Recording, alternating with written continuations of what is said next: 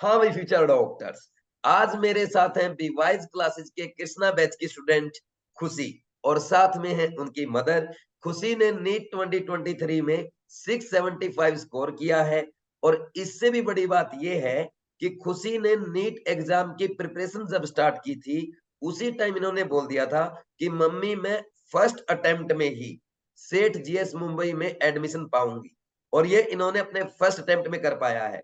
अब इसके पीछे एक राज छुपा है, वो क्या राज है आज के इंटरव्यू में हम खुशी से जानेंगे और साथ में इनकी मम्मी से भी बात करेंगे कि इनका जो डेली का शेड्यूल है वो क्या होता था, ये अपने पूरे जो ये जर्नी है इसमें मोटिवेटेड कैसे रहे, इनके मम्मी पापा ने इनका साथ कैसे दिया, क्योंकि कुछ पेरेंट्स भी इस इंटरव्यू को सुन रहे होंगे ताकि उनको भी पता चले कि वो अपने बच्चे को कैसे हेल्प कर सकते हैं अच्छे मार्क्स और अच्छी रैंक के साथ उनके ड्रीम कॉलेज में जाने में।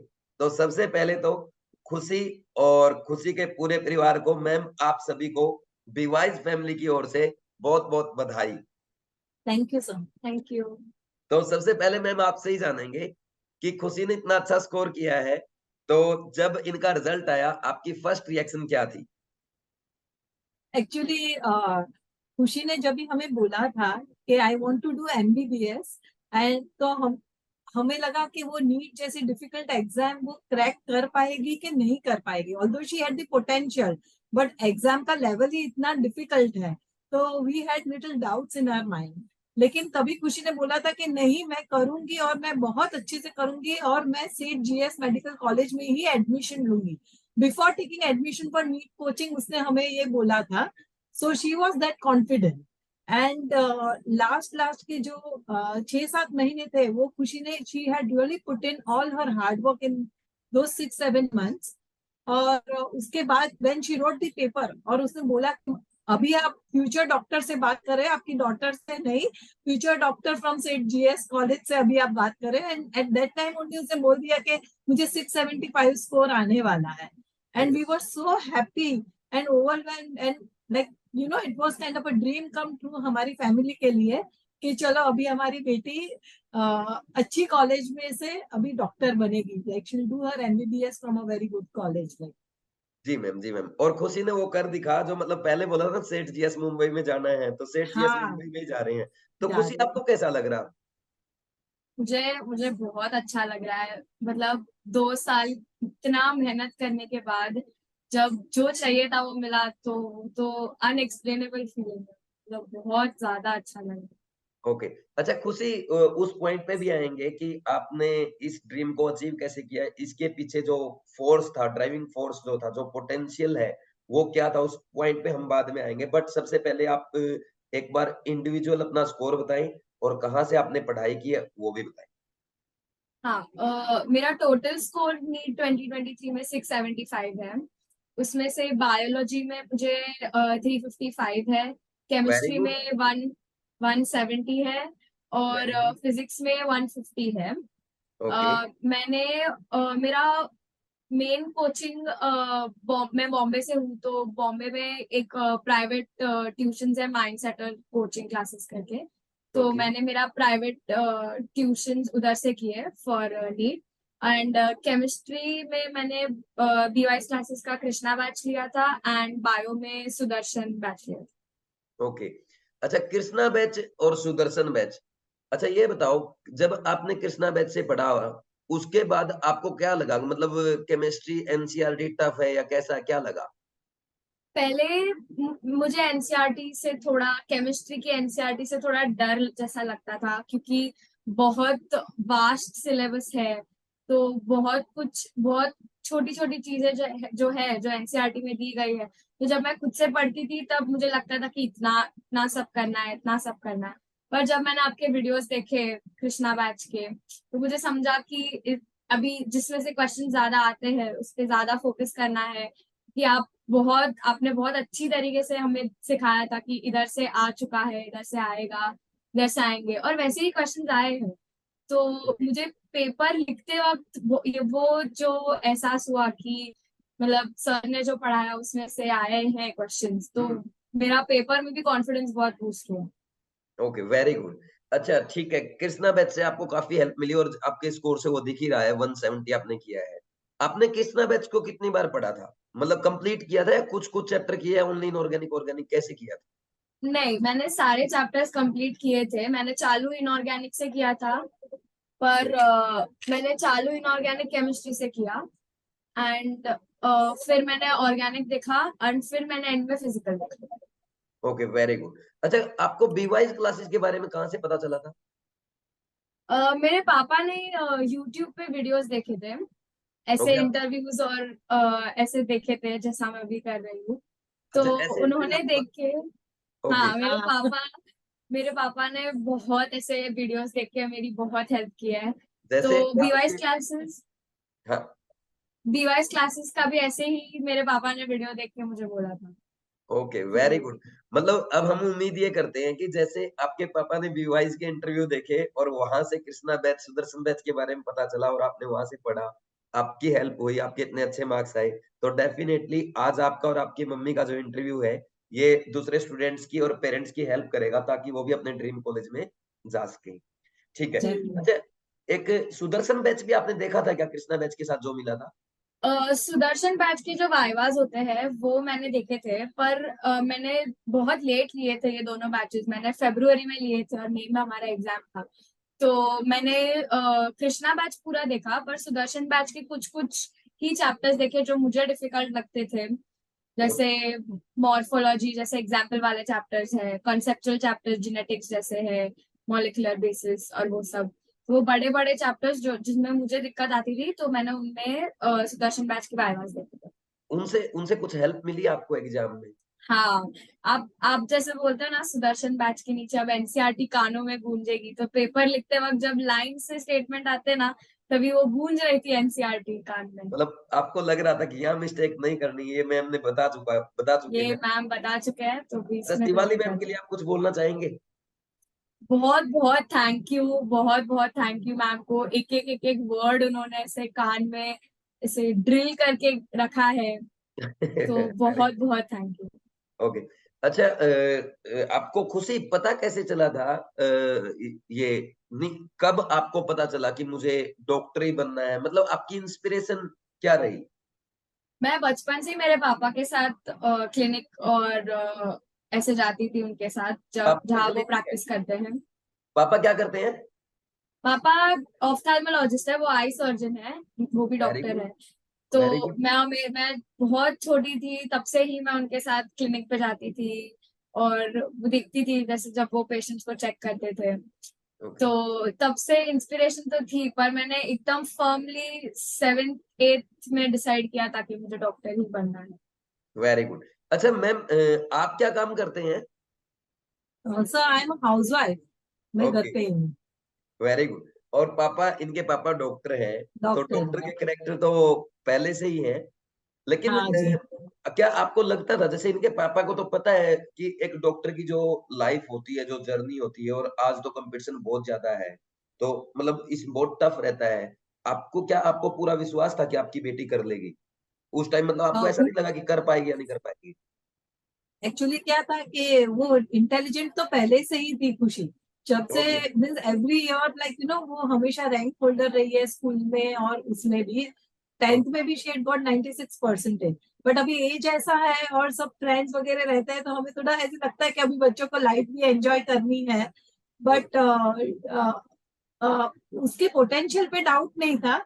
लेकिन ऐसे लगता है कि वो टाइप का सराउंडिंग जो है ना, अभी उसको राइट टाइप का सराउंडिंग मिल जाएगा तो फिर वो आगे निकल सकती है। अगर फ्रेंड्स के चक्कर में गिर गई तो फिर प्रॉब्लम आता है।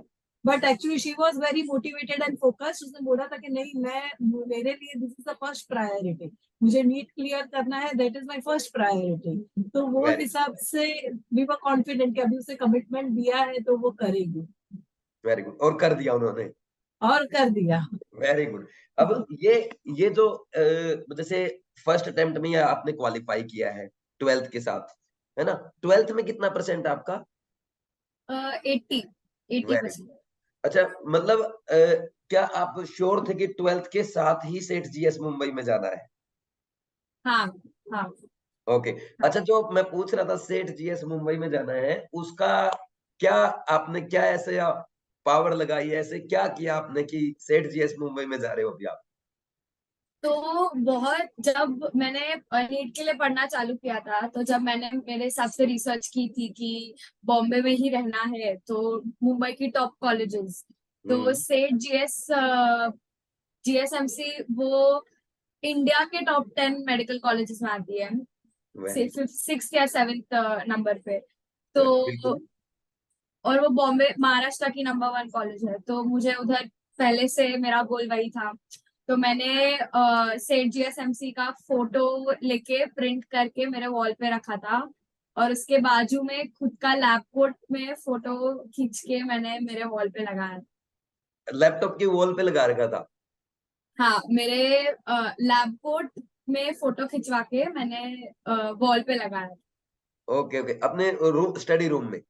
हाँ, ओके। तो टेबल के मतलब, ऊपर। तो फिर आप उसको डेली देखते थे? हाँ, तो जब डेली देखते तो क्या फीलिंग रहती थी, मतलब क्या सोचते थे आप उस टाइम पे? कि मेरा थिंकिंग ये था वो टाइम पे खुद के फोटो को देख के कि ये चीज फोटो में दिखने में इतनी अच्छी लग रही है, एक्चुअली जब सच होगा ये तो कितना ज्यादा अच्छा लगेगा।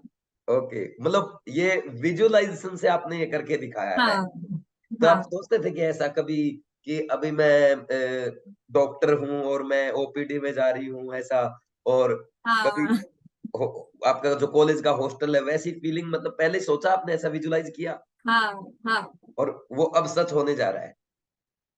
तो आप आप ये बताओ, जो बच्चे रहते हैं, मैं भी बोलता हूँ कई बार उनको, आपने देखा होगा, मैं द मैजिक बुक के बारे में बताता हूँ, ये बुक पढ़ो और विजुअलाइजेशन करो, ये बातें हाँ। मैं बताता हूँ। तो आप बच्चों को एक थोड़ा-सा आप बताओ कि एक स्टूडेंट कैसे सोचता है और आपने कैसे विजुअलाइज किया उसको, थोड़ा-सा ब्रीफ में बताओ एक बार?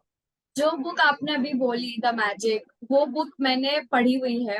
मेरे नीट चालू करने से पहले मैंने ये बुक पढ़ी थी ओके, मेरी मॉम के साथ। ओके, और वो बुक एक्चुअली बहुत अच्छी बुक है, तो वो सबको मैं रेकमेंड करूंगी पढ़ने के लिए।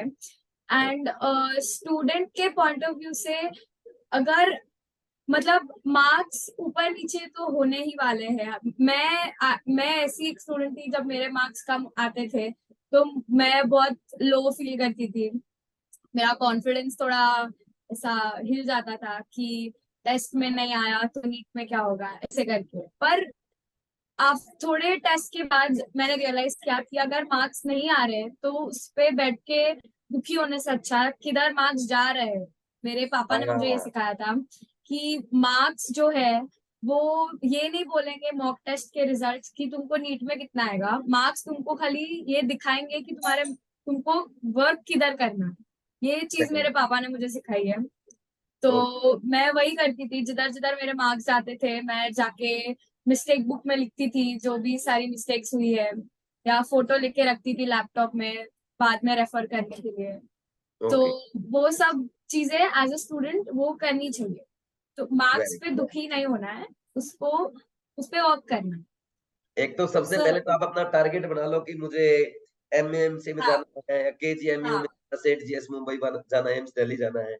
उसका फोटो आपके सामने होना चाहिए ताकि आपको वो याद आती रहे कि हाँ, इसके लिए मेहनत कर रहे हैं, जी, और आपको हाँ, विजुअलाइज होता रहे।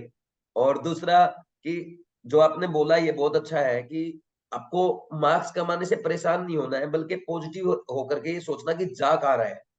ये जो हाँ, डायलॉग है ना आपका, मार्क्स कम क्यों आ रहा है ये नहीं सोचना हमें, जा कहाँ रहा है ये देखना है। जा कह रहा है वो देखो। वेरी गुड, ये बहुत अच्छा था। अच्छा मैम, जब इनके मार्क्स कभी कम भी आते होंगे तो आपको नहीं लग, आपको क्या लगा, ये घबराती थी, ऐसा कुछ हुआ कभी, मतलब रोने लग गई, बच्चे रोने लग जाते हैं, या मम्मी मेरे से इस बार भी नहीं होगा, पापा नहीं होगा, ऐसा ऐसा कुछ हुआ कभी? सर नीट बहुत लंबी जर्नी है, 2 इयर्स की जर्नी है, जी, और इसमें पेशेंस इज मस्ट, जी, ऐसा है। क्योंकि क्या होता है कि बच्चों के मार्क्स ऐसे होते हैं कि नहीं आते हैं, एट टाइम्स उसके भी मॉक टेस्ट में मार्क्स नहीं आते थे, और कभी कभी उसने ऐसे भी बोला है कि मुझे लगता है कि मुझसे नहीं होगा हाँ, ऐसे। पर वो टाइम पे हमारा मेन रोल होता है कि उनका कॉन्फिडेंस बनाए रखे, वो टाइम पे उनका जो भी उनके मन में जो है वो चीज उनकी सुन ले, और फिर हम लोग मीन्स उनको बताए कि this is not the end of the world, you still have time and you can do it well. That is the main role which I played in this her entire NEET career. I okay. have आप motivated her whenever she was down. Very good. नहीं ma'am, ये बहुत जरूरी है, parents को ये बात समझनी चाहिए कि बच्चा तो डिमोरलाइज होगा ही होगा, इसमें तो कोई डाउट ही नहीं है। और वैसे जैसे आपने बताया कि खुशी खुद इतनी सेल्फ मोटिवेटेड है, उसने द मैजिक जैसी अच्छी बुक पढ़ी है, वो पॉजिटिव रहती है, वो विजुअलाइज करती है, उसके बावजूद इस ये नेगेटिव हो जाती थी, डिमोरलाइज हो जाती थी, because negativity is natural. Negativity आएगी, कभी-कभी हमें ऐसा लगता है कि नहीं मेरी तो टॉप 10 में रैंक आएगी, कभी-कभी ऐसा लगता है कि सिलेक्शन ही नहीं होगा। तो उस टाइम पे पेरेंट्स को और टीचर को बच्चे को मोटिवेट करना बहुत ज़रूरी होता है। तो आपने वो रोल बखूबी निभाया है, आपने अपने बच्चे को अच्छे से मोटिवेट किया है। तो उम्मीद है जो पेरेंट्स हमारी ये बातें सुन रहे हैं वो भी बच्चों को वही, ये आपको घबराना नहीं है, मार्क्स कम आए हैं, तो ये देखो कमी कहाँ रह गई है। कमी पे काम करो, कम मार्क्स पे फोकस मत करो। हमारा मेन फोकस ये होना चाहिए कि हम अपने आप को इम्प्रूव करें, नेगेटिविटी पे ना जाएँ। ये बहुत अच्छा मैसेज है। अच्छा मैम, जैसे इसका इनका शेड्यूल क्या रहता था? कितने बजे उठती थी? ये तो मैं आपसे पूछूँगा कि कितने बजे उठती थी, गेम वगैरह खेलती थी क्या कुछ और एक्टिविटी? तो इसके बारे में एक बार आप बताएँ। सर 11th में जब भी थी वो तभी वो means she had a balanced life, means वो एवरी संडे उसको एग्जाम रहता था, 2 o'clock को फ्री हो जाती थी, उसके बाद Sunday she used to spend with her friends, Monday to Saturday study करती थी। ऐसे रेगुलर जो नॉर्मल अपनी रहती है क्लासेस और उसके बाद 4-5 घंटे की स्टडीज रेगुलरली 11। लेकिन जब 12th स्टार्ट हो गया तो from first day of her 12th class she started getting up at 5 o'clock in the morning. Very उसने गुड, अपना मतलब एक 12th में प्रॉपर, आके 11th में कैजुअल चला, 12th में आके सीरियस हो गए। हाँ, तो 11th में थोड़ा बस एक Sunday, half Sunday she used to take for herself. लेकिन 12th में जैसे ही 12th स्टार्ट हो गया, क्योंकि पता था कि बोर्ड एग्जाम आने वाली है, नीट की एग्जाम रहेगी, सीईटी की एग्जाम देनी है, और she had also given JEE, तो जिसमें भी she got 98 percentile in JEE Main. ऐसा तो पता है ये सब एग्जाम्स आने वाली है, तो अभी प्रिपरेशन थरो चाहिए। तो वो हिसाब से she used to get up at 5 o'clock. She used to study in the morning for 2 hours. Then she used to go for a class, come back, and then once again like थोड़ा freshen up होके TV भी देखती थी, खाना खाते खाते half an our का सिर्फ ब्रेक लेती थी, तभी खाना खाते खाते टीवी देख लेती थी, फिर वापस शी स्टडी एंड ऐसे ही, और वापस लंच डिनर के टाइम पे भी आधा घंटा TV she used to watch while like while having her food, that's it. नहीं तो वो ऐसा नहीं है कि चलो मैंने गेम्स खेला, मैं बाहर गई। 12th में आने के बाद उसने वो सब छोड़ दिया था। थोड़ा फोन यूज करती थी, लेकिन last 6 months she had given up on her phone also. वो फोन भी यूज नहीं करती थी, जो मैसेजेस है जो भी है वो सब मेरे फोन से वो करती थी, यूज करती थी अगर चाहिए तो, जो नेसेसरी है, otherwise she used to not use. तो उसने सब सोशल मीडिया से एग्जिट कर दिया था। Like she had really followed a strict regime कि मैं ये फॉलो करूंगी, और because she had committed to herself कि मुझे ये करना है।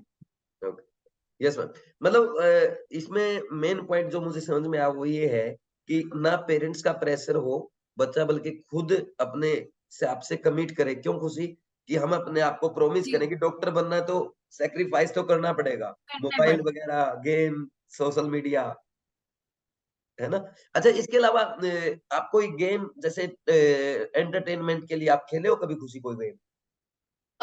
अभी सपोज 1-2 घंटा पढ़ा, फिर थोड़ा बोर हुआ तो मैं ऑनलाइन चेस खेलती थी, मुझे चेस खेलने का बहुत शौक है।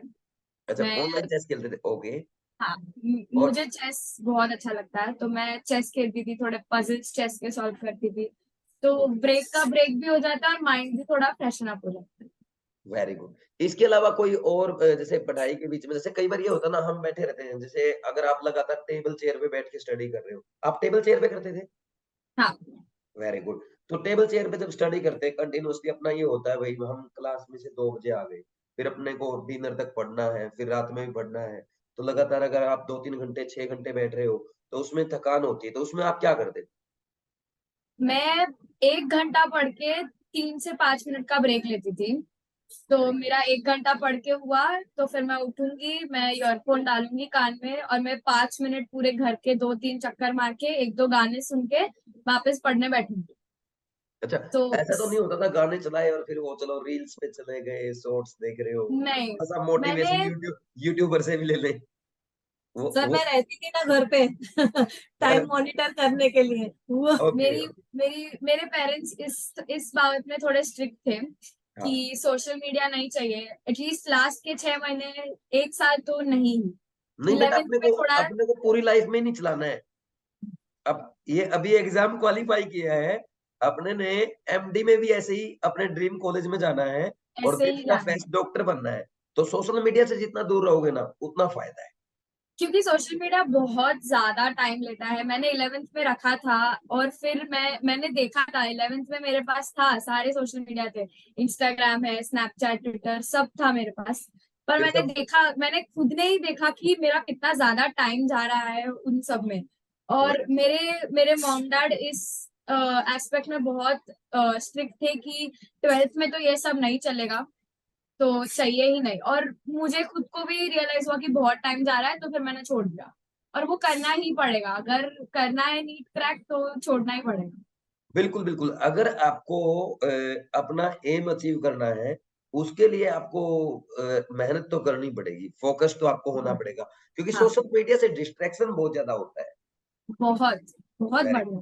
सर अगर हम half an hour social media use करते हैं, if I allow my child to use social media for half an hour, लेकिन हाफ एन आवर फोन रखने के बाद भी उसका इम्पैक्ट उसके माइंड में बहुत ज्यादा टाइम रहता है, तो वो एग्ज़ैक्टली। उसका स्टडीज का और जो जो कंटेंट जो नीट का कंटेंट जो है उसका टाइम उसका ब्रेन में वो स्पेस ऑक्यूपाई कर लेता है। तो जी, उसकी वजह से we were like very firm कि हम लोग सोशल मीडिया से at least last 6 months you stay away from it, because हमें कोई भी डिस्ट्रैक्शन नहीं चाहिए, सिर्फ हम हमारी बुक्स और हमारी स्टडीज रिलेटेड जो भी है बस हमें उस पर ही फोकस करना है। ओके। ये अच्छा मैसेज आपने पेरेंट्स के लिए दिया है कि मैम बच्चा अगर सोशल मीडिया से दूर रहेगा तो डेफिनिटली मार्क्स आएँगे। मैं हाँ सर। बच्चों को मैं खुद बोलता हूँ, कई बार बच्चे बोलता है कि सर हमारे पास टाइम नहीं बचता। मैं बोलता हूँ फ़ोन बंद करके तो देखो, आपके पास इतना टाइम है आप पूरा दिन नहीं कर पाओगे। बहुत टाइम बचेगा, अगर बहुत आप टाइम मैं बचेगा। क्योंकि मैं खुद प्रैक्टिस करता हूँ, मैं कभी-कभी संडे को मोबाइल को बंद करके रख देता हूँ, बिल्कुल बंद। मैं एक तो ये होता है कि बंद कर दिया चलो थोड़ी देर चला लिया। मेरा ऐसा होता है अगर मैंने बंद कर दिया ना मैं टच भी नहीं करूँगा, स्विच्ड ऑफ मोबाइल को भी टच नहीं करता। तो उस दिन मुझे ऐसा लगता है कि इससे लंबा दिन तो कभी मैंने ज़िंदगी में देखा ही नहीं। ये बेनिफिट मिलता है, और सोशल मीडिया टाइम सर्व करता है। तो उससे वो और अपने को पता भी नहीं चलता है। और दूसरा आपकी मम्मी ने जो बात बोली है वो बिल्कुल परफेक्ट है कि आपने अगर 20 मिनट आधा घंटा अगर आपने सोशल मीडिया चला लिया, उसके बाद वो उसका जो इम्पैक्ट है, वो इमेजेस है, आपने क्या देखा बहुत है, टाइम तक वो रहता है। चलता रहता है। तो ये बहुत ज़रूरी है, ये बच्चों को नहीं करना चाहिए, सोशल मीडिया यूज़ नहीं करना चाहिए। अच्छा, इसके अलावा पेपर में आपके मार्क्स कितने आते थे खुशी? मतलब एवरेज कितना मार्क्स रहा होगा? मेरे क्लासेस के मॉक टेस्ट में मेरा स्कोर हमेशा 600 से 640 के बीच में होगा। Very good. 650 मैंने गिन के 2 बार क्रॉस किया है खाली। ओके, आपने पर 650 सिर्फ 2 बार क्रॉस किया है और मेन हाँ, एग्ज़ाम में 675। हाँ, वेरी गुड। हाँ। तो मतलब मैं स्टार्टिंग में बहुत डिमोटिवेट हो जाती थी मेरे मार्क्स को देख के, क्योंकि मेरे क्लासेस में दूसरे लोगों को आते थे मार्क्स, किसी को 690 आ रहा है, किसी को 700 आ रहा है। तो ओके, वो देख के मुझे थोड़ा लगता था कि सबको आ रहा है, मुझे क्यों नहीं आ रहा करके। पर वेरी फिर मैंने देखा, खुद के मिस्टेक्स को एनालाइज किया कि किधर क्या जा रहा है, किधर कमी रह रही है, और उस पे वर्क किया, तो फिर धीरे धीरे बढ़ेंगे मार्क्स अगर ऐसे करते गए। अगर हर टेस्ट में अगर 5 मार्क बढ़ाने का गोल रखा, तो भी एंड तक तो आप पहुंच ही जाओगे बिल्कुल, अपने बिल्कुल। गोल तक। एक्चुअली सर उसका क्या था कि वो जो जो एरियाज में उसने where she was losing her marks, तो आफ्टर एवरी एग्जाम लाइक वो आके घर पे उसका एनालिसिस करती थी कि मैंने कहाँ पे मेरे मार्क्स गए और मैंने ये पढ़ा तो मुझे तभी क्यों एग्जाम में I was not able to attempt. ये वो जो चीज ये चीज मैं अकेली नहीं करती थी, ये चीज मैं और मेरे पापा साथ में मिलके करते थे। तो मैं बैठूंगी, मेरा पेपर लेके आऊंगी, मेरे पापा मेरा पेपर लेंगे, मैं उनको आंसर्स बोलूंगी, मेरे पापा चेक करेंगे। फिर हम बैठ के देखेंगे कि कितने क्वेश्चंस गए, कितने मार्क्स आए। फिर हम थोड़ा खाएंगे करेंगे, और फिर मैं और मेरे पापा बैठ के मेरा पूरा बुक्स बुक्स निकाल के देखेंगे कि ये क्वेश्चन किधर से कैसे बनाया गया है। और वो उस हिसाब से मेरे पापा मेरे को एनालिसिस करने में बहुत हेल्प करते थे। ओके, बहुत मतलब 675 में मम्मी पापा का भी पूरा योगदान है। बहुत बहुत बहुत योगदान मम्मी से है। भी ज्यादा मैंने तो बोला, मैंने सिर्फ ऐसे मोटिवेट करती रहती थी और उसको रेगुलरली कभी ऐसे लगा कि चलो थोड़ा टाइम भी ज्यादा हो गया है तो उसको बोलती कि चलो अभी टाइम हो गया है, अभी पढ़ाई करने को बैठो। पर उसके पापा ने तो बहुत ही ज्यादा मीन्स ये क्लासेस भी जो थे वो सारे स्टूडेंट्स के इंटरव्यूज देख के और अपने जैसे ऐसे इंटरव्यू कंडक्ट करते उसके पापा ने शॉर्टलिस्ट किए थे और इंसिस्ट किया कि खुशी you go for this class, ऐसे करके। ओके, ऑनलाइन बैच है, तुम अपने हिसाब से टाइम निकाल के, क्योंकि एक बार क्लासेस खत्म हो जाता है फिर बच्चे they have to study on their own. At that time all this things became very good support for her. सिर्फ बच्चे अपने आप से रिवाइज करते हैं और यहाँ पे आपके लेक्चर्स के थ्रू, ऑनलाइन लेक्चर्स के थ्रू रिवाइज करते हैं। इसमें बहुत ज्यादा मीन्स पॉजिटिव इम्पैक्ट पड़ा उसका बच्चों पे। मीन्स खुशी का जो वीक एरिया मीन्स केमिस्ट्री में उसके थोड़े मार्क्स ज्यादा जाते थे तो उससे फरवरी में कृष्णा बैच स्टार्ट किया एंड वी कुड सी कि उसका नीट में उसने कितना अच्छा परफॉर्म किया केमिस्ट्री में। वन उसका वन टाइम। हमें भी रिजल्ट दिखा है इसे। जी, मतलब कृष्णा बैच से बेनिफिट तो हुआ है, कृष्णा बैच में बेनिफिट जो, हुआ है। क्योंकि yes yes sir. Ma'am pure paper अभी प्रेजेंट टाइम पे एनसीईआरटी बेस्ड है। NCERT. Most of the students और मोस्ट ऑफ द टीचर्स या मोस्ट ऑफ द पेरेंट्स इस बात को एक्सेप्ट नहीं कर रहे हैं कि पेपर एनसीईआरटी से आ रहा है। और जो एक्सेप्ट कर रहे हैं, आज मेरा ये थर्ड इंटरव्यू है, अभी तक मैंने ये नोटिस किया कि हर बच्चे ने बोला कि हमने सिर्फ एनसीईआरटी पढ़ी है, फिर चाहे उसने कृष्णा बैच से पढ़ी है या उसने रैंकर बैच के साथ एनसीईआरटी किया है या फिजिक्स और बायो का है जैसे खुद से पढ़ा है या किसी ऐसे टीचर के साथ पढ़ाई की जो एनसीईआरटी पे ही फोकस करते हैं। तो एनसीईआरटी पढ़ने वाला बच्चा आराम से टॉप करता है, हाँ एनसीईआरटी सर। वाले ही बच्चों के मार्क्स आ रहे हैं। और अभी जो कोचिंग एनसीईआरटी नहीं पढ़ाती उनके रिजल्ट भी अच्छे नहीं आ रहे। अच्छे नहीं आते। नहीं आता। हमने सभी टॉपर्स को देखा, सब टॉपर यही बोलते हैं कि एनसीईआरटी पढ़ो। और इसलिए मैं तो बिल्कुल प्योर क्लास में, मैं एंट्री नहीं देता हूँ ऑफलाइन में बिना एनसीईआरटी के। क्योंकि जब तक आप उस बुक को देखोगे नहीं तब पढ़ोगे कैसे? जब तक सही आप बात। उसको टच नहीं करोगे तब तक आपका डर खत्म नहीं होगा। तो मैंने मेरे बच्चों का डर बिल्कुल खत्म कर दिया। मैं फिजिकल, इनऑर्गेनिक सब एनसीईआरटी पढ़ाता हूँ। और वो तो कृष्णा बैच में आपने देख ही रखा, फिजिकल की देख भी लिया हाँ। एनसीईआरटी कितना इंपॉर्टेंट है ना? और उसने आते ना, सब सब लेक्चर्स देखे और उसने कुछ एग्जाम्स भी दिए उसके जो एनसीईआरटी के थे उसके बाद उसने एग्जाम्स भी दिए and that has helped her. Like उसका केमिस्ट्री में फिर स्कोर बहुत ज्यादा अच्छे से इम्प्रूव हुआ। उसने बिल्कुल। बोला था ना कि वो 630 ऐसे वो रेंज में आई और ये जो 675 में आई तो वो जो उसकी केमिस्ट्री में जहाँ पे गैप था वो उसका गैप फिल इन हुआ। Okay, okay. मतलब कृष्णा बैच से मतलब जो एनसीईआरटी जो टच छूट रहा था या जो डर था वो बिल्कुल खत्म हो गया, डर भी खत्म हो गया। बिल्कुल क्योंकि मैंने आपने देखा होगा कृष्णा बैच में अपना रिवीजन भी पूरा है और पूरा साथ है। में हाँ हाँ। एनसीईआरटी, है ना? अच्छा, यस यस। एक ये बताओ खुशी, आप जैसे ये जो 355 स्कोर किया आपने बायो में, इसके जी। पीछे क्या क्या रहा है? मतलब क्या मेन पॉइंट क्या था, क्या पढ़ा आपने? सिर्फ एनसीईआरटी। एनसीईआरटी को बार बार दिन रात आप जब भी पढ़ते हो एनसीईआरटी ही करना है और कुछ नहीं। जैसे मैम बोलते हैं कि एनसीईआरटी के लाइन लाइन से क्वेश्चन बनते हैं। एनसीईआरटी बायो के एनसीईआरटी में अलग से इंटेक्स का सेक्शन नहीं होता पर उधर एक अंदर ही क्वेश्चन होता है, इटैलिक्स में लिख के देते हैं। तो वो क्वेश्चंस बहुत इंपॉर्टेंट होते हैं क्योंकि वो क्वेश्चंस नीट में प्रॉपर एमसीक्यू बन के आते हैं। हम्म। तो वो सारी चीजें करनी बहुत इंपॉर्टेंट है। पढ़ते बायो में तो एक, जैसे आप अपनी बायो की एनसीईआरटी, जैसे बहुत सारे बच्चे मेरे से पूछते हैं, केमिस्ट्री की मैं उनको समझा देता हूँ लेकिन बायो मेरा सब्जेक्ट नहीं है तो उसकी मुझे नॉलेज नहीं है। लेकिन आपने 355 स्कोर किया है, मतलब आप बायो के तो आप मास्टर बन गए हैं। तो अब मुझे ये बताओ, बायो थोड़ा सा बच्चों को पता चलना चाहिए ना अपने इंटरव्यू से कि कैसे आपने पढ़ा और वो कैसे घर पे पढ़ सकते हैं। बायोलॉजी में मैंने पहले तो एनसीईआरटी पढ़ा। हम्म। फिर मैंने एंड मतलब जब भी मेरा सिलेबस खत्म हो गया मेरे क्लासेस में, फिर मैंने शॉर्ट नोट्स बनाने चालू किए, 2 पेज नोट्स जैसे। तो 2 पेज में पूरे चैप्टर का समरी और जो इम्पोर्टेंट पॉइंट्स है वो मैंने लिखे थे। और जो पार्ट मैं भूल जाती हूँ या जिधर मेरा मिस्टेक होता है वो मैंने रेड कलर से अलग से लिखे हुए थे वही चैप्टर एनसीईआरटी के के ऊपर नोट्स ही, में। नोट्स में? हाँ एनसी हाँ मेरे नोट्स में।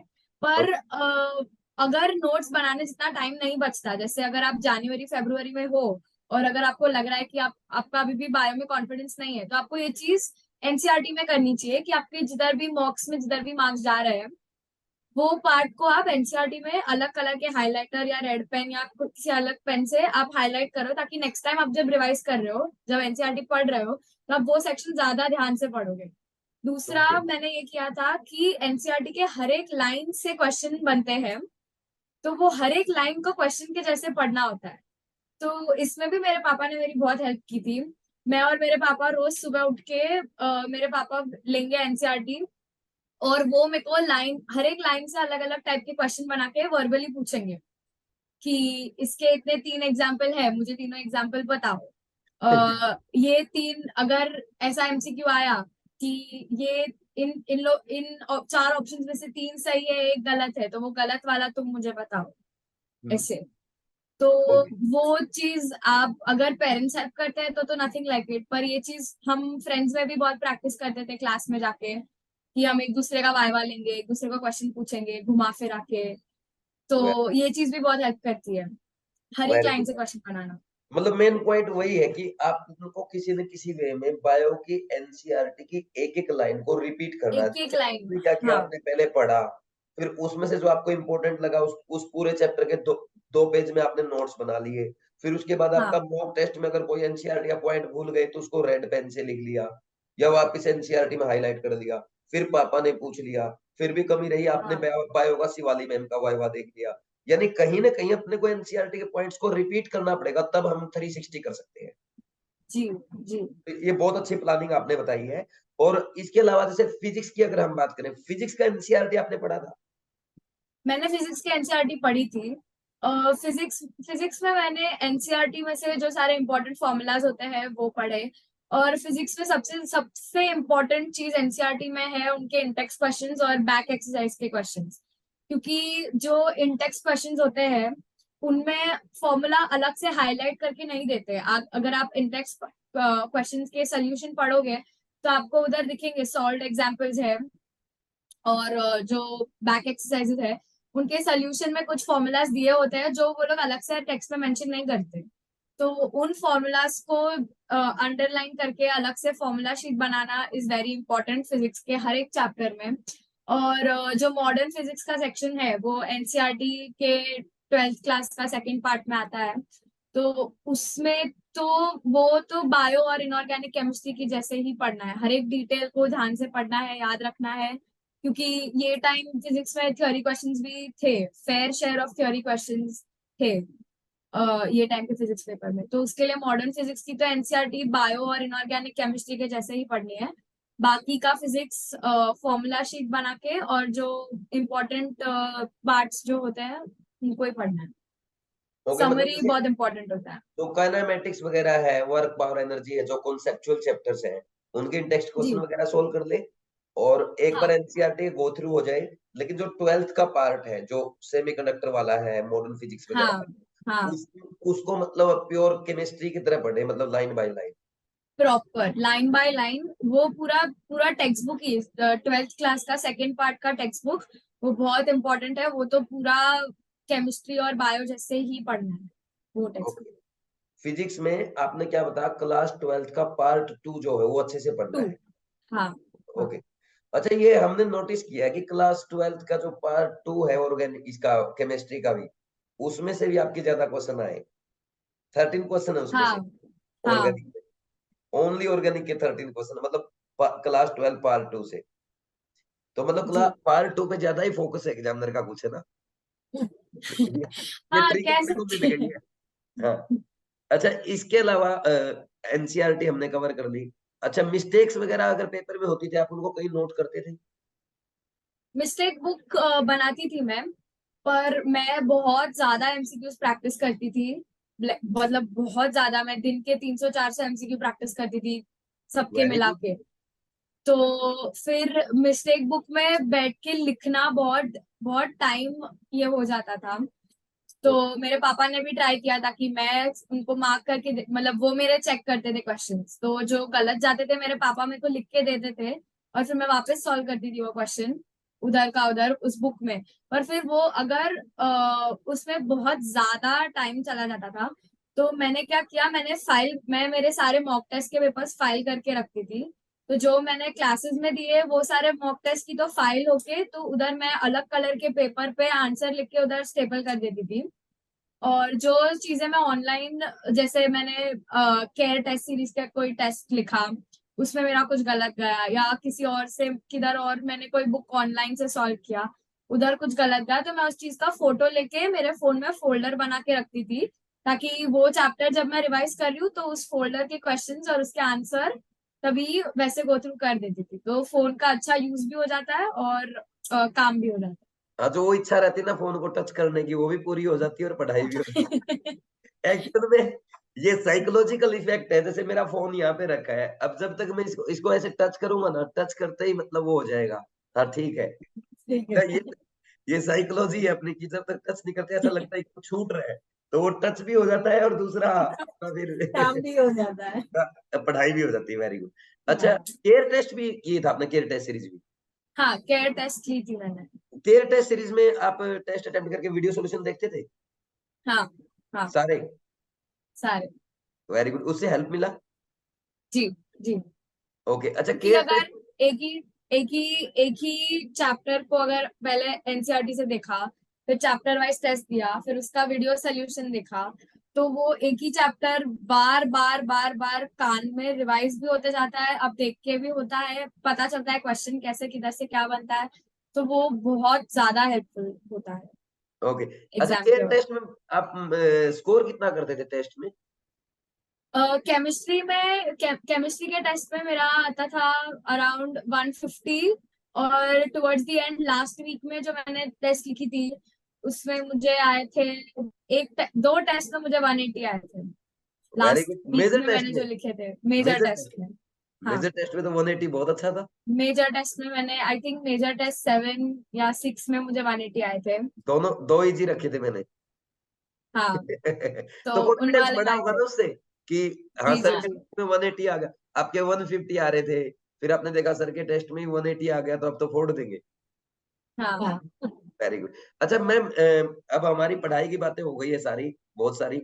आप लोग एक तो आपको भी खुशी कोई मैसेज बच्चों के लिए है, या मैम आपकी तरफ से खास करके पेरेंट्स के लिए? और जो जैसे खुशी आपकी बच्ची है, तो दूसरे बच्चे भी आपको देख रहे हैं, वो उनके लिए भी अगर कोई मैसेज हो आपका?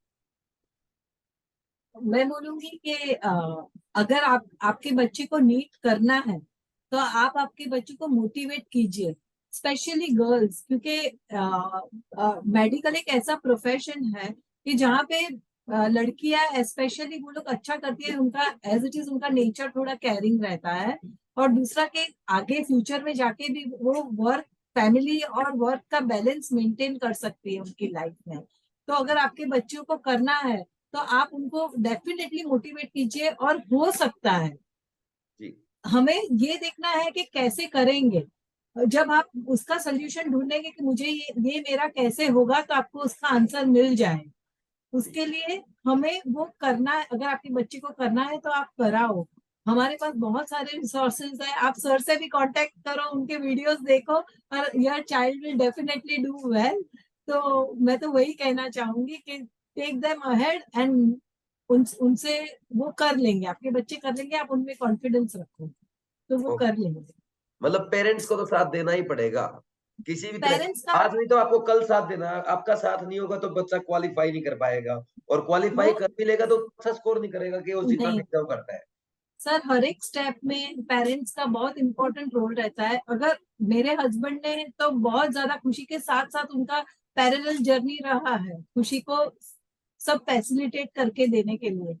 लेकिन at every stage we have to keep them motivated कि चलो ये हो जाएगा, ये करना है, डिफिकल्ट है फिर भी हम लोग सोल्यूशन फाइंड कर लेंगे। जी। ऐसे उनको हमेशा मोटिवेटेड रखना है और वो लोग कर लेंगे। वही पेरेंट का इम्पोर्टेंट रोल है। जी, जी। Yes ma'am, yes ma'am. बिल्कुल, बिल्कुल। तो पेरेंट्स जितना मोटिवेट करेंगे, पेरेंट्स जितना बच्चे के साथ जुड़े रहेंगे, उतना ही मतलब बच्चा आगे बढ़ेगा। मैं तो हमेशा पेरेंट्स को बोलता भी हूँ कि अगर आपको लगता है कि आप डाँट के या मार के वैसे काम नहीं कर सकते, आपको पैरेलल सपोर्ट करना पड़ेगा, कॉम्पिटिशन बहुत ज़्यादा है। जैसे ज्यादा हम जब नहीं छोटे सर, बच्चे को, और मैं एक चीज बोलूंगी कि ऐसा हमेशा नहीं है कि हमेशा प्यार से ही, मीन्स एट टाइम्स क्या होता है कि कभी थोड़ा टाइम ज्यादा वेस्ट हो गया तो हमें अपने हिसाब से फिर उनको वापस खींच के उधर लाना पड़ता है, क्योंकि अभी उनका एज भी ऐसा है ना कि दे इजीली गेट डिस्ट्रैक्टेड, कि चलो पार्टी है हम लोग चले गए, तो बिल्कुल उसमें टाइम लिमिट सेट, उनको परमिशन देते हैं लेकिन टाइम लिमिट सेट करना है कि चलो इतने बजे तक अभी आ जाना, because we can't spend lot of time in all this things. तो बिल्कुल वो जो रहता है ना, वो हम पेरेंट को डिसाइड करना पड़ता है कि हमें कितना छूट देना है। और कभी अगर वो उसके बाहर चला जाते हैं तो फिर भी हमें कभी उनको पकड़ के वापस अंदर लेके आना है कि चलो बस, this is too much, now come back, ऐसे। तो वो जी जी पेरेंट का ड्यूटी रहता है। जी मैम। ओके। और मतलब हर टाइम पेरेंट्स को ध्यान भी रखना है और साथ में मोटिवेट भी करते रहना। जैसे मैं मोटिवेट भी करना है। पेरेंट्स को ये बोलता हूँ कि अगर आप इनको मोटिवेट नहीं करेंगे तो डिमोरलाइज हो जाएंगे। जब बच्चा शुरू में पैदल चलता है, वो गिर जाता है, तो उसको ये नहीं कहते कि उठ के चल, उसको हम ये बोलते हाँ, हैं इस बार चलेगा, इस बार चलेगा। हम उसको एप्रिशिएट करते हैं, वो थोड़ा सा चलता है और यस, एप्रिशिएट करते हैं, फिर थोड़ा यस, और चलता है और ज्यादा एप्रिशिएट करते हैं। तो ऐसे एप्रिशिएट करके पेरेंट्स को बच्चे को मोटिवेटेड रखना होगा। और साथ में जो यस, आपने बताया कि सोशल मीडिया है या ये ग्रुप बच्चे बना लेते हैं, घूमने चले जाएँगे, उसको अवॉइड करना होगा। ये पेरेंट्स की उसको ड्यूटी। अवॉइड करना, यस, यस। उसी अब लास्ट में आपकी बारी है कि आपका कोई मैसेज अपने भाइयों के लिए, बहनों के लिए। मैं तो यही कहूंगी कि खुद पे कभी कॉन्फिडेंस लूज मत करना। बहुत बहुत स्टेजेस आएंगे जब तुम नीट के लिए पढ़ रहे हो, वो आसान, एक तो ये चीज बहुत आसान नहीं है, बिल्कुल आसान नहीं है ये। बिल्कुल, बहुत डिफिकल्ट टाइम है ये 2 साल, और पर तुम्हारी लाइफ के सबसे इम्पोर्टेंट 2 साल है ये। बिल्कुल, ये 2 साल निकल गए फिर तो तुम थोड़ा रिलैक्स कर सकते हो, थोड़ा कर सकते हो, पर ये 2 साल में नहीं करना है। तो बिल्कुल, खुद पे कभी भरोसा मत ये करना। होंगे टाइम्स जब तुम्हारे मार्क्स कम आएंगे, तुमको बहुत बुरा लगेगा, तुमको लगेगा तुमसे नहीं होगा। इसे टाइम बहुत आते हैं, पर उन टाइम्स में तुम्हारे पेरेंट्स से बात करो, तुम्हारे कुछ एक दो चुनिंदा जो क्लोज दोस्त होते हैं, जो लोग भी पढ़ते हैं, उनसे बात करो। अपने आसपास ऐसे, तुमको जैसे बनना है, तुमको जहाँ पहुंचना है, तुम अपने आसपास ऐसे ही लोगों को रखो जो तुम्हारे साथ पढ़ते हैं, या तुमको पढ़ने के लिए हेल्प करते हैं, या तुम लोग साथ में पढ़ते हो। ऐसे ही दोस्त रखना आजू बाजू, टाइम पास वाले मत रखना। तो ये वेरी छोटी छोटी और चीजें हैं जो विजुअलाइज़ बहुत। ज़रूर करना, विजुअलाइज़ ज़रूर करना। विजुअलाइज विजुअलाइज तो रोज सुबह उठ के खुद को देखो कि तुम तुम्हारे ड्रीम कॉलेज में एंटर कर रहे हो, लैब कोट स्टेथोस्कोप सब पहन के तुम डॉक्टर बन चुके हो, अपने नाम के आगे ऑलवेज डॉक्टर लगा के रखो। मम्मी पापा को भी बोलो कि अपने अपने फोन में आपका नाम डॉक्टर और नाम से सेव करें। सर, इसको हम डॉक्टर खुशी कह के ही उठाते थे मॉर्निंग में। सुबह डॉक्टर खुशी मेरे कह के ही ये उठाते थे, डॉक्टर खुशी get up time together. Subconscious mind जो हमारा है वो चीजें क्रिएट कर सकता है जो आज तक हमने ना सोची है। और हम मतलब हम ये सोचते हैं कि ऐसा पॉसिबल है ही नहीं। सबकॉन्शियस माइंड एक बुक है, पावर ऑफ सबकॉन्शियस माइंड, अगर आप सर, पढ़ते हो तो वो वो पढ़िए। भी पढ़ी सर है, हमने द मैजिक, वो भी पढ़ी द है, secret, power of subconscious mind, ये वो सारे। सारी बुक्स पढ़ी है। एंड मैजिक तो हमने, क्या था कि लॉकडाउन था सर, तभी क्या करेंगे, तो I have one younger daughter also, so हमने सोचा कि चलो रीडिंग क्लब घर में ही स्टार्ट कर देते हैं। हम तीनों ने स्टार्ट किया and started following magic practices also, ऐसे ओके। कि चलो हम लोग मैजिक प्रैक्टिस फॉलो करेंगे। सीक्रेट हमने पढ़ी हुई है। मेरा 10th स्टैंडर्ड खत्म हुआ तब मुझे मेरे पापा ने गिफ्ट में पावर ऑफ सबकॉन्शियस माइंड का बुक पढ़ने दिया था, वेरी और गुड। मैंने पढ़ा था। तो ये सारी बुक्स इम्पोर्टेंट है, बहुत हेल्पफुल होती है ये बुक्स और इनके अंदर की प्रैक्टिसेस। ये इनमें सही बताया गया है, जो सबकॉन्शियस माइंड को अगर आप अपने आप को डॉक्टर मान लोगे ना तो बन जाओगे आप। तो बन ही जाओगे। तो वो विजुअलाइजेशन रोज और सच्चे मन से करना है, सिर्फ करने के लिए किया ऐसा नहीं। बंद करो, उस फीलिंग को महसूस करो कि हाँ तुम तुम्हारे कॉलेज में एंटर कर रहे हो, बैग वैग सब लेके, ऐसे करके अपने पेरेंट्स को भी बोलो कि तुमको डॉक्टर करके एड्रेस करें। मेरे को सुबह शाम मेरे को डॉक्टर खुशी करके ही बुलाते हैं घर पे। मेरे पेरेंट्स के फोन में मेरा नंबर चेंज करके डॉक्टर खुशी किया था फोन में। अभी अभी जैसे मैंने क्लास में यही कर रखा है कि मैं आजकल थोड़ा साइकोलॉजी पे ज्यादा काम कर रहा हूँ। अगर आप नहीं करोगे, मैं इनडायरेक्ट वे में आपसे वो सारे काम करवा लूंगा जो सबकॉन्शियस माइंड को करने चाहिए ताकि आप डॉक्टर बन हाँ, सको। मैं स्टार पॉइंट नहीं लिखवाता बच्चों को, डीआर पॉइंट लिखवाता हूँ, क्योंकि डीआर लेटर आपको सबसे अच्छे लगते हैं। फिर कोई ऐसा पॉइंट जैसे आपको नहीं देखा हुआ, मैं ये बोलता हूँ कि हे भगवान ये क्वेश्चन इस बार आ जाए एग्जाम में, ये एग्जामिनर ये पूछ ले, रिक्वेस्ट ये करना। आएगा एग्जाम में ही आएगा हाँ, ये। तो उन पॉइंट्स पे मैंने इस बार नया मेथड बना दिया है। ऐसे लिख दो डॉक्टर खुशी शाह, डॉक्टर खुशी शाह लिखो इस पे, क्योंकि जैसे ही आप पेज पलटोगे और आपको दिखा डॉक्टर खुशी शाह, आपकी नजर जाएगी, पॉइंट रिमाइंड हो जाएगा, पॉइंट रिमाइंड हो गया, सिलेक्शन हो जाएगा। हाँ हाँ ये मैं टेक्निक यूज कर रहा हूँ। और एक बुक मैं आपको रेकमेंड करूंगा, आप लोग पढ़ना, यहाँ पे रखी होगी मेरे पास, ये है रॉबिन शर्मा की एवरीडे हीरो मैनिफेस्टो। वैसे ना ओके मैं आपको गिफ्ट करूंगा बेटा, ये मेरे आप ना एड्रेस मेरे पास सेंड करना, मैं आपको गिफ्ट करता हूँ ये बुक, मैं देता हूँ बच्चों को। मैंने ये कम से कम ये पिछली बार 50 पता नहीं 100 बुक मंगवाई थी। ये बुक बहुत ज्यादा अच्छी है। मेरे टफ टाइम में जितना इसने मेरे को मोटिवेट किया, मतलब इतना, मतलब मेरे को अच्छा लगा ये बुक पढ़ के। ये बुक जरूर पढ़ना, लाइफ में आप बहुत ज्यादा आगे जाओगे, ये भी आपको अच्छी लगेगी। अच्छा, इसके अलावा आप मेरे से जुड़े रहना, मैं आपको और भी बुक्स रेकमेंड करूंगा। एक डेल श्योर, कार्नेगी हाँ की हाँ बुक्स आती है, वो पढ़ना बेटा आप। डेल कार्नेगी की बुक अगर आपने पढ़ ली ना, किसी हाँ, मोटिवेटर की जरूरत नहीं पड़ेगी, किसी गाइड पढ़ी की है, जरूरत नहीं डेल पड़ेगी। कार्नेगी की बुक पढ़ी है।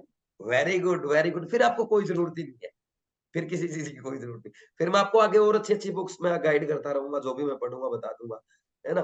ठीक है मैम, बहुत अच्छा लगा आप लोगों से बात करके, और बहुत अच्छा इंटरव्यू ये रहा। डेफिनेटली हमारा जो ये 40-45 मिनट का इंटरव्यू है, आई थिंक ये पेरेंट्स को और बच्चों को एक अच्छा रास्ता दिखाएगा जिसके थ्रू वो जा सकते हैं। और मैं एक चीज कहना चाहूंगी पेरेंट्स को कि मेरे पेरेंट्स ने जितना मुझे सपोर्ट किया है, मेरे पापा तो 2 साल मतलब मेरे साथ ही पढ़े हैं वो भी। क्या, तो आप जितना आपके बच्चों के साथ कनेक्ट कर पाओगे उतना उनको बेटर मोटिवेशन मिलेगा। मेरी मम्मी मेरे साथ मेरे को बहुत मोटिवेट करती थी कि इस बार नहीं आया तो मिस्टेक्स देखो, टेकअप लेती थी मम्मी कभी कभार मेरा, जिसमें मुझे बहुत प्रॉब्लम आते थे। मम्मी मुझे याद करने के तरीके देती थी। मेरे पापा तो मेरे साथ ही पढ़ते थे, क्लास में से करके आई मैं, तो घर पे आके मैं और मेरे पापा साथ में ही पढ़ते थे पूरा। तो आप अपने बच्चों के साथ जितना ज्यादा कनेक्ट कर पाओगे उतना ज्यादा वो मोटिवेट होंगे और उतना ज्यादा उनका इजी जर्नी इजीली खत्म होगा। अब उन पे प्रेशर डाल के करोगे तो वो बच्चा फट जाएगा अंदर ही अंदर। तो प्रेशर से ज्यादा अगर आप अपने बच्चों के साथ कनेक्ट करके करोगे तो आपका बच्चा डॉक्टर बन के निकले। डेफिनेटली डेफिनेटली, अगर सही से बच्चे का साथ देंगे पेरेंट्स, तो बच्चा डेफिनेटली एग्जाम क्वालिफाई कर लेगा। और जैसे खुशी अपने घर पे खुशियां लाई है, तो सबके घर पे खुशी आएगी। अच्छा खुशी, एक लास्ट पॉइंट, आपको डॉक्टर बनना है या रिसर्च में जाना है? नहीं, doctor. Very good, very good. और डॉक्टर डॉक्टर नहीं बनना, वर्ल्ड का बेस्ट डॉक्टर बनना है। आज से ये लगा दो, वो अब वो हट गया, सेठ जीएस में चले हाँ, गए हम लोग, अब वहां लगा दो the world's best doctor, best best doctor doctor. Yes है ना। यस श्योर ये लगा दो अब वहां पे। अपने को कार्डियो में जाना है, न्यूरो में जाना है, नेफ्रोलॉजिस्ट, जो भी आपको बनना है, लेकिन बेस्ट बनना है वर्ल्ड का। ठीक, उसके लिए मैं आपको कुछ बुक्स और मेडिटेशन प्रैक्टिसेस और कुछ अच्छी अच्छी चीजें मैं आपको गाइड करूंगा। आपको मेरे से ना पूरी लाइफ कनेक्ट रहना है ना। मुझे हेल्थ में हेल्प चाहिए होगी, मैं आपसे लूंगा, और आपको गाइड पूरा जब भी जो भी हेल्प चाहिए, है ना, जुड़े रहना यस आपसे। सर। ठीक है। यस और यस काउंसलिंग के लिए कोई भी गाइडेंस है, विकास सर आपको गाइड करते हैं। ठीक है जी बेटा। जी जी। Okay ma'am, okay thank you and thank you बहुत सर बहुत थैंक बधाई यू। आपके पूरे परिवार को। Thank you thank you sir so much sir. Thank you, thank you.